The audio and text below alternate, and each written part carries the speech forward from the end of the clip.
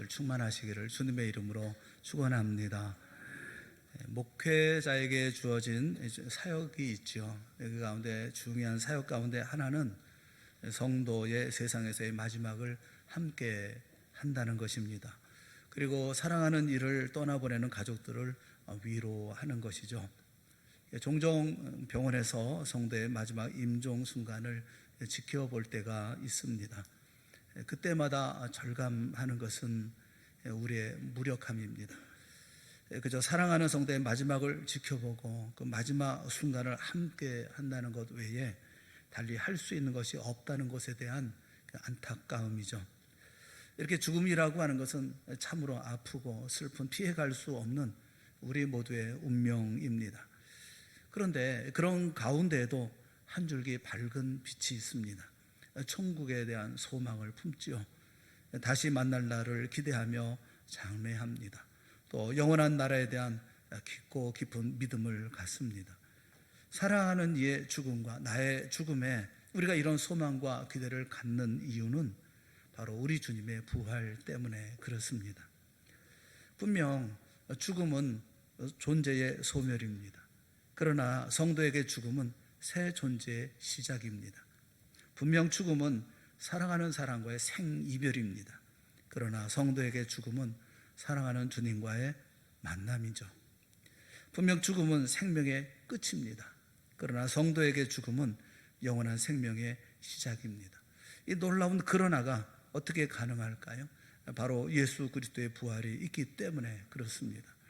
성도에게 예수님의 부활은 세상 모든 것을 뒤집는 그러나의 놀라운 은혜입니다. 오늘 본문에 말씀하고 있는 이 그러나의 은혜를 본문에서 우리가 좀 살펴보려고 합니다. 20절의 사도 바울은 그러나라고 힘차게 외칩니다. 우리가 잘 아는 것처럼 이 그러나라는 말은 어떤 내용, 앞에 있는 내용을 반전시킬 때 사용하는 접속사죠. 앞의 내용이 무엇이기에 이토록 강하게 바울은 그러나를 외치고 있는 것일까요? 앞의 문맥에서 바울은 그리스도의 부활이 없었다면 벌어질 일들에 대해서 이야기를 하고 있었습니다. 그리스도의 부활이 없었다면 바울이 전했던 복음은 헛것입니다. 그리스도의 부활이 없었다면 성도의 믿음도 헛것입니다. 그리스도의 부활이 없었다면 신앙을 지키고 잠든 성도들도 망한 것입니다. 그리스도의 부활이 없었다면 이 세상을 살아가는 성도가 가장 불쌍한 존재일 것입니다. 고린도서 15장 19절에 만일 그리스도 안에서 우리가 바라는 것이 다만 이 세상의 삶뿐이면 모든 사람 가운데 우리가 더욱 불쌍한 자이리라. 결국 그리스도의 부활이 없었다면 기독교의 신앙의 모든 것이 다 무너지는 것입니다. 이렇게 그리스도의 부활이 없었다면 이라는 말을 마친 바울은 이제 이런 모든 상황을 뒤집는 확실한 하나님의 은혜를 그러나라고 선포하기 시작합니다. 바로 예수 그리스도의 부활이죠. 20절 말씀 우리가 읽었던 본문에 있는 말씀인데 다시 한번 생각하시면서 20절 말씀을 우리 함께 다 같이 읽어보겠습니다. 시작. 그러나 이제 그리스도께서 죽은 자 가운데서 다시 살아나사 잠자는 자들의 첫 열매가 되셨도다. 아멘. 사람들은 예수님이 죽은 줄 알았습니다. 그러나 우리 주님은 살아나셨고 부활의 첫 열매가 되셨습니다. 그러나의 놀라운 반전이 일어난 거죠. 이 첫 열매라고는 아파르케라는 말은 첫 열매 또는 첫 소산물을 뜻합니다. 여러분 여기에 사과 나무를 심었어요. 나무가 성장해서 열매를 맺었습니다. 첫 열매, 첫 소산물이 열렸죠.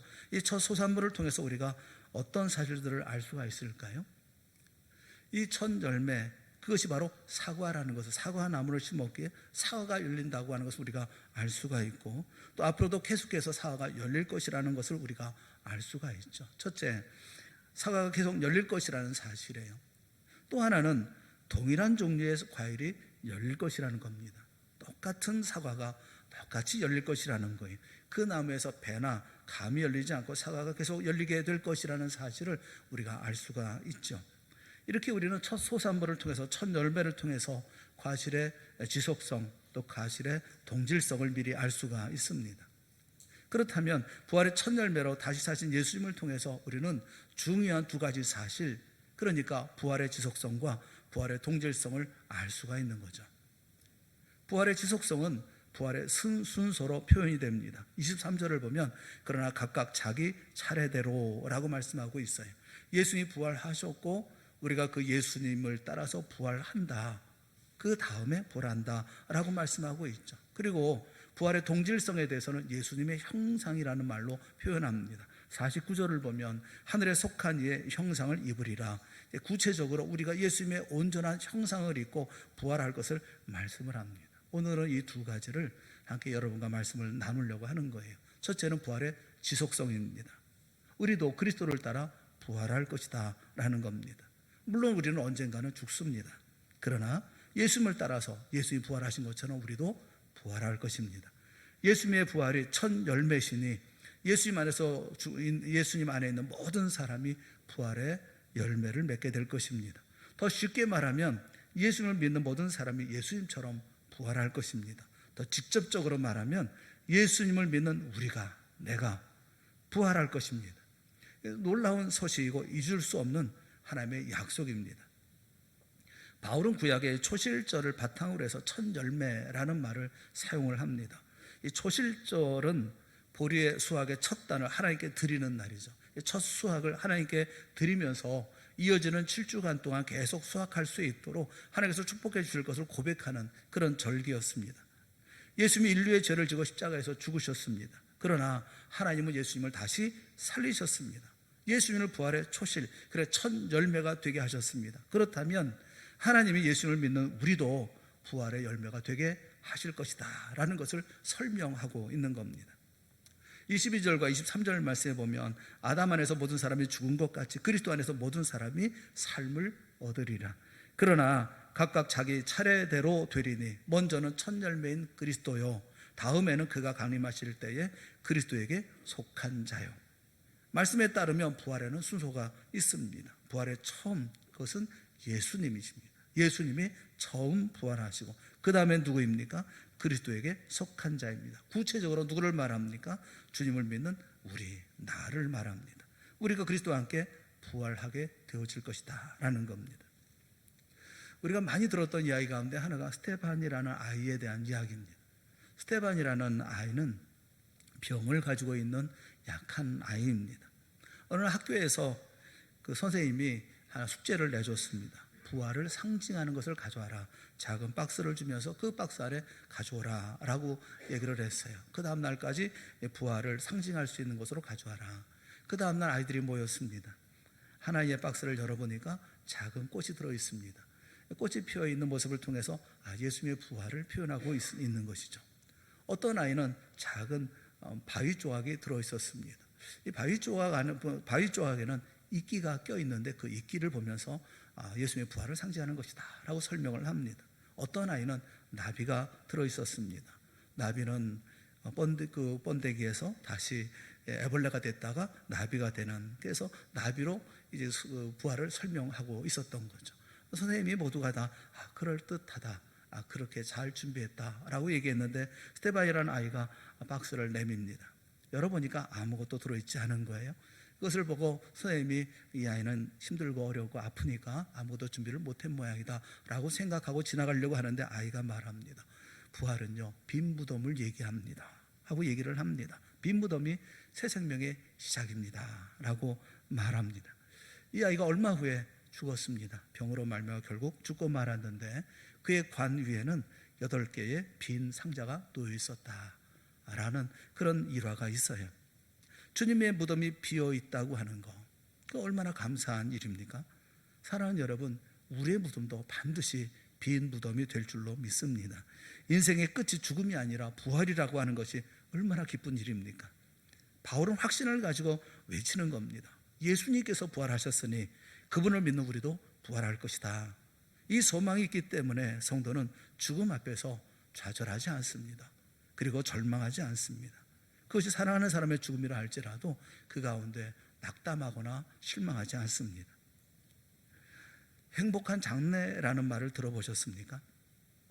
이 말은 전혀 어울리지 않는 말입니다. 행복이라는 말과 이 장래, 죽음이라는 말은 같이 쓸 수 없는 말입니다.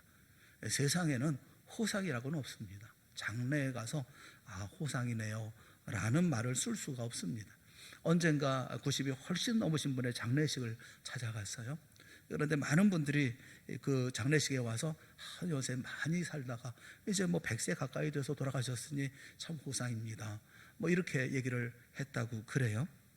저는 그분들이 말씀을 전해달라고 요청을 해서 말씀을 전하면서 그런 말씀을 드렸어요. 969세를 살다가 1000년을 살다간 무두셀라의 장래에 눈물이 없었겠습니까? 이렇게 말씀을 드렸어요. 사랑하는 분의 연세가 많던 적던 장래는 어느 가정이나 다 눈물 나는 것이고 슬픈 것이라고 말씀드린 적이 있어요. 세상에 눈물 없는 장래가 어디 있습니까? 그런데 이렇게 가슴 아픈 슬픈 눈물 속에 장래 속에서도 행복한 장래가 있습니다. 장인어른의 장례를 치르면서 제 얘기를 들어서 죄송한데 얼마 전에 장례를 치르면서 가족들과 그런 이야기를 했어요. 우리 가족 모두가 예수를 믿어서 참 다행이다. 우리 가족 모두가 다 예수 믿는 사람들이 되어져서 너무너무 감사하다. 그런 이야기를 했어요. 장인어른은 작년 6월 뇌종양 수술을 받으셨습니다. 그리고 10개월 동안 온 가족이 매달려서 돌보아 드렸습니다. 스스로 식사를 하실 수도 없었고, 그리고 스스로 씻을 수도 없었고, 화장실도 가실 수가 없었습니다. 식사부터 씻기는 것까지 전부 가족이 다 담당했습니다. 그 가운데 가족들 가운데 한 사람도 힘들다거나 불평하는 이가 없었습니다. 모두 최선을 다했고 사랑하는 마음으로 큰 소리로 아버지 앞에서 웃고 떠들면서 돌보아 드렸습니다. 그래도 돌아가시니 장례는 힘들었습니다. 하지만 우리 가족 모두는, 저희 가족 모두는 입을 모아서 아버지의 장례는 행복한 장례였다, 그렇게 말합니다. 물론 많은 분들의 위로와 격려, 특히 우리 동산교회 성도님들이 함께 하심을 잊을 수가 없습니다. 그리고 무엇보다도 우리에게는 부활의 믿음이 있었기 때문이었고, 천국의 소망이 있었기 때문이었고, 영원한 나라에서 다시 만날 기대가 있었기 때문이었습니다. 우리는 잠시 헤어질 뿐이었기 때문에 그런 것입니다. 성경은 이렇게 말씀합니다. 그러나 이제 그리스도께서 죽은 자 가운데서 다시 살아나사 잠자는 자들의 첫 열매가 되셨도다. 그리스도 안에서 모든 사람이 삶을 얻으리라 말씀합니다. 우리도 언젠가는 죽을 것입니다. 그러나 예수님을 따라서 우리는 부활할 것입니다. 여러분, 이보다 더 큰 은혜가 어디 있습니까? 이보다 더 놀라운 약속이 어디 있습니까? 우리가 그리스도를 믿고 예수님과 함께 부활할 것이라는 약속을 굳게 붙잡는 우리 모두가 될 수 있기를 주님의 이름으로 축원합니다. 나비는 애벌레를 부러워하지 않습니다. 그렇다면 우리가 이 땅의 삶을 나비 같은 삶으로 살아야 되지 않겠습니까? 사람들은 날달걀을 세울 수 없다고 합니다. 실제로 세우면 자꾸 쓰러집니다. 그런데 날달걀이 서지 못하는 이유를 안다고 한다면 달걀을 세울 수 있다고 그래요. 날달걀을 이렇게 세우기 어려운 이유는 무게중심이 노른자가 있는 위치 때문에 그렇다는 거예요.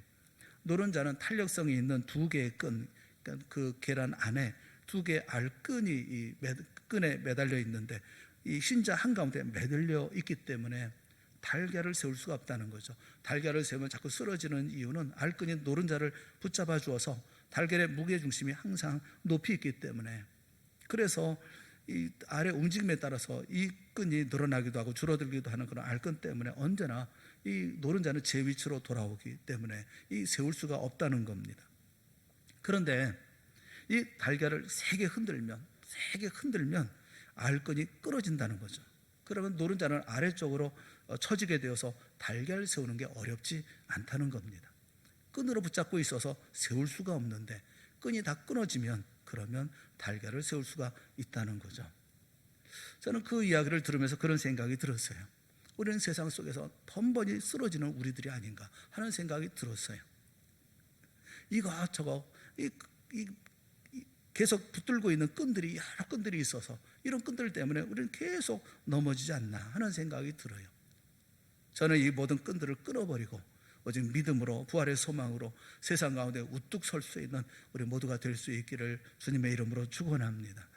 끊으면 세워질 수 있는 것인데 계속 그 끈에 매달려 있어서 번번이 쓰러지고 다시 세워도 넘어지는 것이 아니겠어요?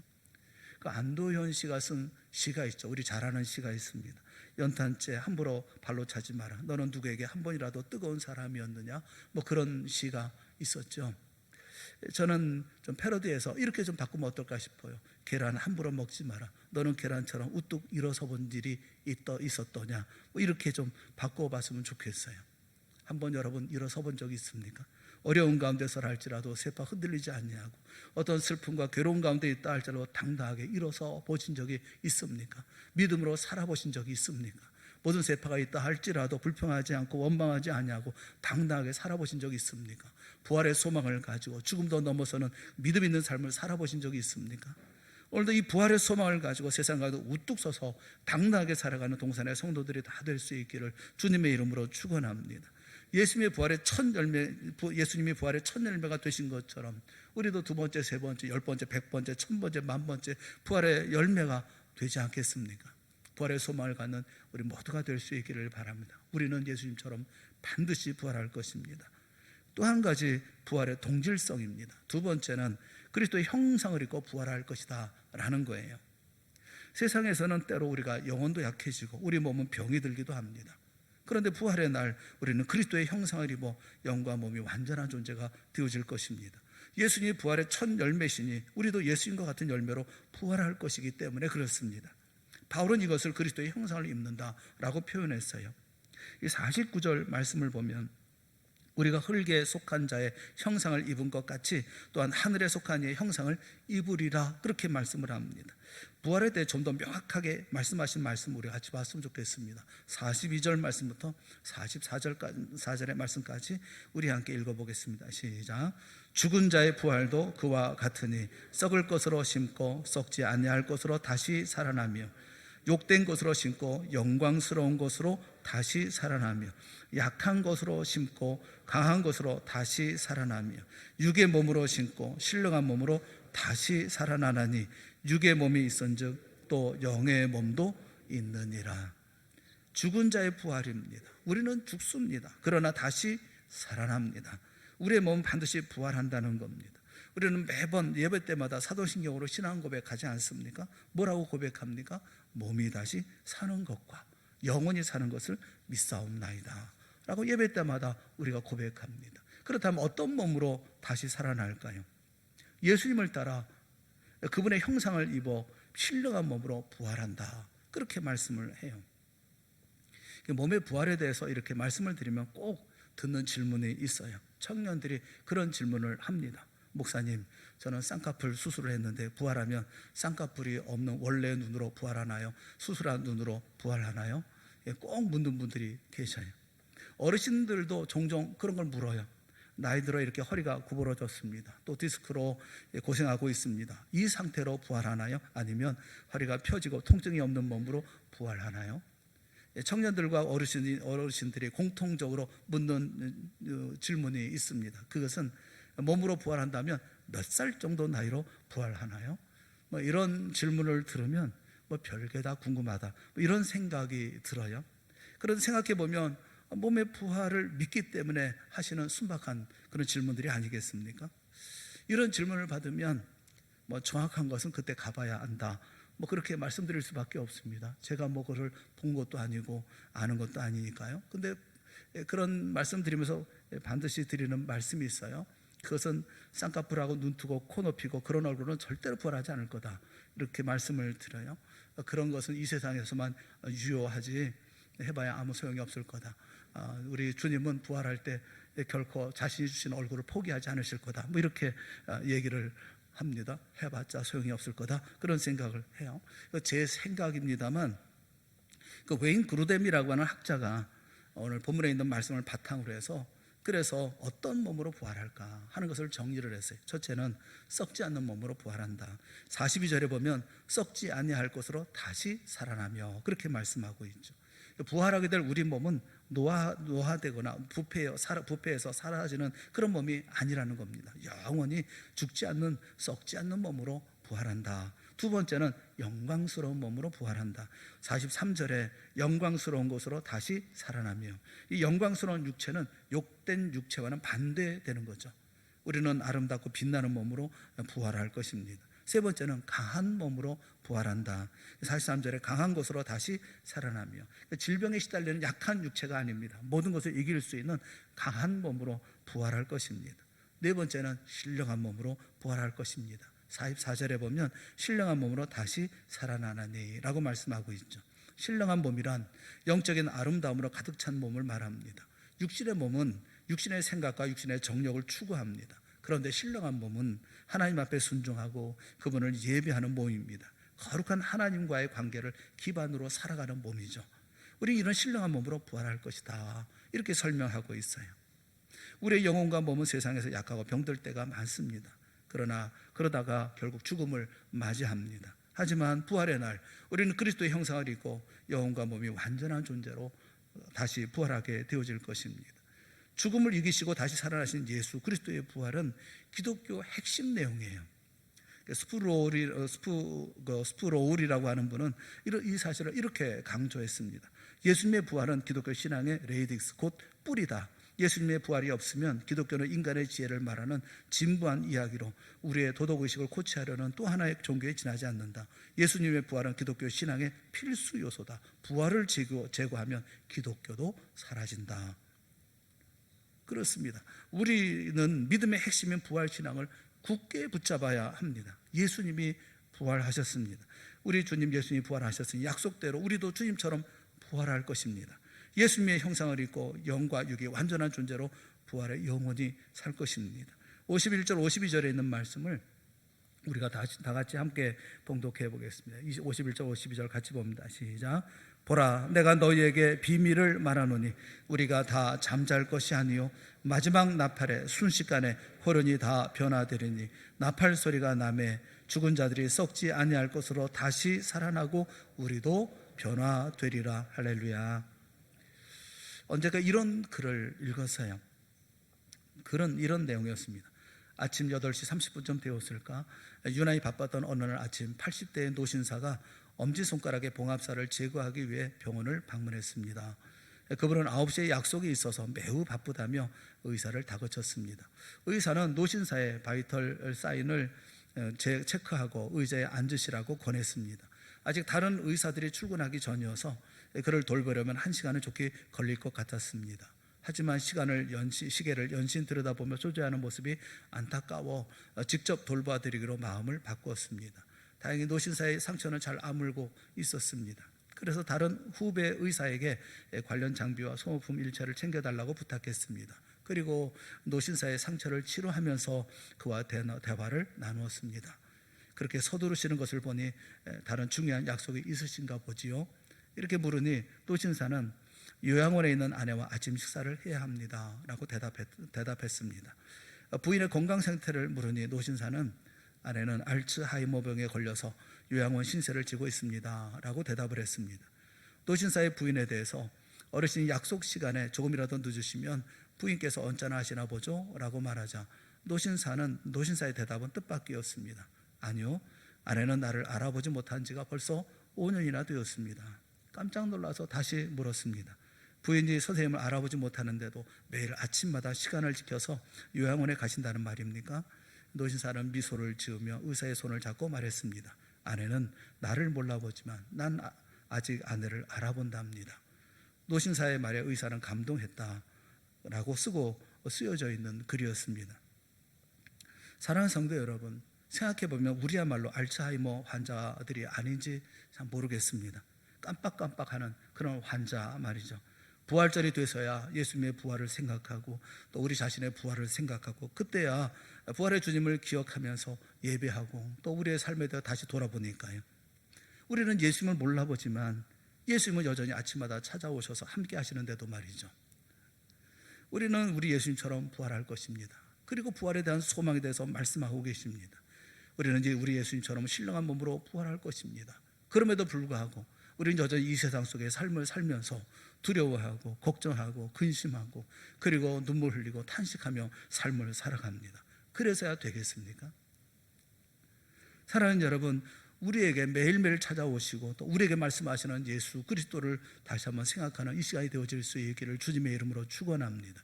부활절에 생각하고 매일매일 생각하고 매일매일 나를 찾아와 주시는 나와 함께 하시는 예수 그리스도 부활의 주님을 생각하면서 매일매일의 삶에 용기를 내고 힘을 내고 삶을 살아야 되지 않겠습니까?